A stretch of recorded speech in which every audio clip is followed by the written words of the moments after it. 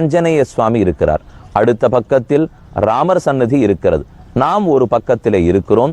முன் நாட்களிலே எல்லாம் படகுலே இந்த கரையிலேந்து நடுவில் இருக்கிற ராஜகோபால சுவாமியினுடைய சந்நிதிக்கு போறதுக்கே முடியும்.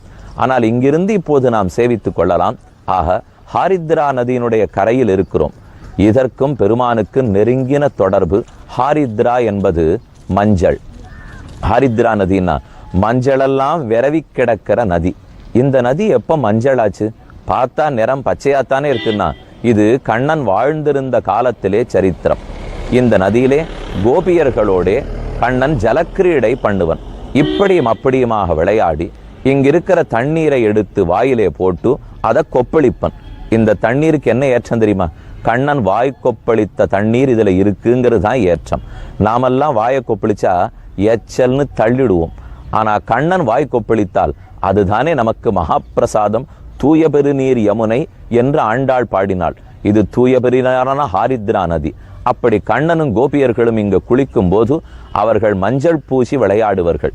ஒத்தருக்கொத்தர் மஞ்சளை தூவி இறைத்து கொள்ளுவார்கள். தண்ணீரை வாரி முகத்திலே அடித்து கொள்ளுவார்கள். அந்த மஞ்சளெல்லாம் விரவி இருந்தபடியால் அது இதுல கலந்துட்டபடியால தான் ஹாரித்ரா நதி என்ன இதற்கு பேர் ஏற்பட்டது. இந்த நதியில ஒரு முக்கியமான கதை நடந்திருக்கு. அந்த கதை இப்ப சொல்லுறேன். அதுக்கு தகுந்தாப்புல தான் ராஜகோபால சுவாமி எழுந்தருளி சேவை சாதிக்கிறார். கண்ணனுக்கு எப்பவுமே போட்டியில் ஆர்வம் உண்டு. அந்த போட்டியில தான் வேற ஜெயிக்கணும். வேற யாரும் ஜெயிச்சாலும் அவர் பிடிக்காது. அதுவும் நேர்மையாவே போட்டி ஆட மாட்டார். வேணும்னு தப்பாட்டம் ஆடி என்னென்னலாம் ரூல்ஸ் எல்லாத்தையும் ஃப்ளவுட் பண்ணணுமோ அப்படி பண்ணித்தான் அவர் போட்டியே ஜெயிப்பர். இங்க ஒரு போட்டி நடந்தது. எல்லா கோபியர்களோட கண்ணனும் குளிக்கிறதுக்கு இறங்கணும். அவரவர்களுடைய துணியை கழட்டி கீழே வைக்கணும். குளிக்கிறதுக்கு வேண்டிய துணியை உடுத்தி உண்டணும். என்னென்ன ஆபரணங்கள்லாம் போட்டுருக்காளோ அதை கழட்டி கீழே வைக்கணும். போய் குளிக்கணும். கிட்டுக்கிட்டுன்னு குளிச்சுட்டு படிக்கட்டில் ஏறி அவரவர்களுடைய நகநட்டை எடுத்து சரியா அந்தந்த இடத்துல போட்டுக்கணும். ஒருத்தரத மாத்தி இன்னொருத்தர் போத்துனுட்டா தோத்துட்டா. யார் சரியா தங்கள் பூட்டி கொண்டு முதல்ல முடிச்சு எழுந்து வராளோ அவர்கள் தான் ஜெயித்தவர்கள். இப்படின்னு போட்டிக்கு வச்சாச்சு. நடுவர்களையும் குறுக்க உட்காத்தி வச்சாச்சு. கண்ணனும் உள்ள இறங்கினார். எல்லா கோபியர்களும் உள்ள இறங்கினார். அவரவர்கள் தங்கள் நகையை கழட்டி வச்சுட்டு இறங்கியிருக்கா. கிடுகிடுன்னு குளிச்சாச்சு.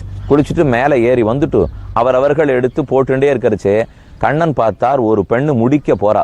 அவ புடவைய சரியா உடுத்தினுட்டா. எல்லா நகையையும் போட்டுண்டாச்சு. அவருடைய காது தோட்டை போட்டுட்டா. நெத்தி சுட்டிய வச்சுட்டாச்சு. எல்லாம் முடிஞ்சு போச்சு.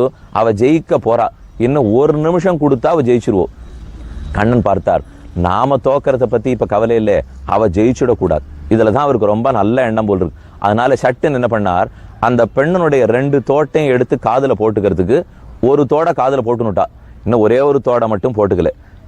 கண்ணன் கிட்டக்க போய் சட்டுன்னு அந்த தோடை பறித்து தன்னுடைய ஒரு குண்டலத்தை கழட்டிட்டு அந்த தோடை தன் காதுல போட்டுனுட்டார்.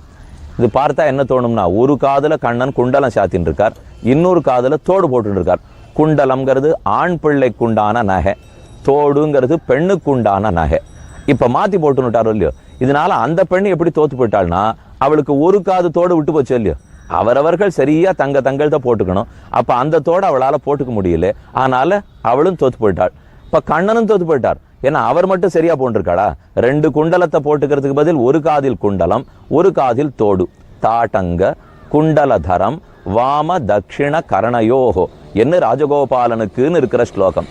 தாட்டங்கத்தையும் குண்டலத்தையும் தன்னுடைய வலது காதிலேயும் இடது காதிலேயும் பெருமான் தரித்து கொண்டிருக்கிறான். தாட்டங்க குண்டலதரம் வாம தட்சிண கரணயோகோ இடது காதிலேயும் வலது காதிலேயும் தரித்து இப்பவும் சேவை சாதிக்கிறார். அப்ப இவரை பெண்ணுன்னு சொல்லலாமா, ஆணுன்னு சொல்லலாமா?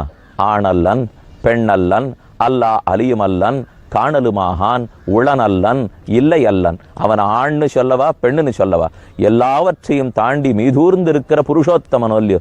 அதனாலதான் ஆணாகவும் கொள்ளலாம் பெண்ணாகவும் கொள்ளலாம். இந்த பெண்கள் எல்லாம் இப்போ கண்ணனும் தோத்து போயிட்டான்னு கேலி பண்ணிருக்கணும் இல்லையோ. ஆனா இப்ப அவ என்ன பண்ணா தெரியுமா? கண்ணனை விழுந்து நமஸ்கரித்து நீதான் போட்டியில ஜெயிச்சேன்னு விட்டா. இல்லையே நான் தோத்துட்டேனே, என் காதல கூட ஒரு குண்டலம் ஒரு தோடு தான் இருக்கு அப்படின்னு கண்ணன் சொன்னார். ஆனா அவர்கள் அந்த ஜெயிப்பு தோற்ப சொல்லல. இது புது அலங்காரமா இருக்கே. இத்தனை நாள் நாங்க 2 குண்டலம் போண்டு தான் உன்னை சேவிச்சிருக்கோம். இப்ப ஒரு குண்டலம் ஒரு தோடு இருக்கோ இல்லையோ, இதுவும் உனக்கு அழகாத்தான் இருக்கு. நம்ம இந்த மாதிரிலாம் போட்டுட்டோம்னு வச்சுங்க, கண்டிப்பா பாக்குறதுக்கே சகிக்காது. ஆனா பகவான் எதை பண்ணி கொண்டாலும் அது இது உது என்னலாவன அல்ல என்ன உன் செய்கை நெய்விக்கும்னு ஆழ்வார் சொன்னா போலே அதுவும் அழகாத்தான் இருக்கு. இதுக்கு மற்றொரு கதையும் உண்டு.